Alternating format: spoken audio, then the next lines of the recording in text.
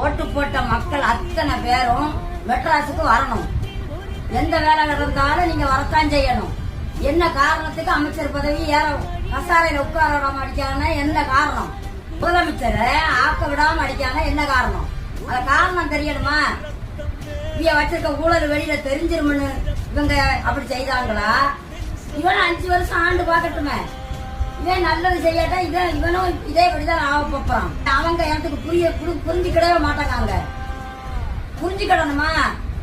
52 வயசுல இத்தனை ஓட்டு ஒத்தையில நின்று வாங்கியிருக்காங்கன்னாக்கி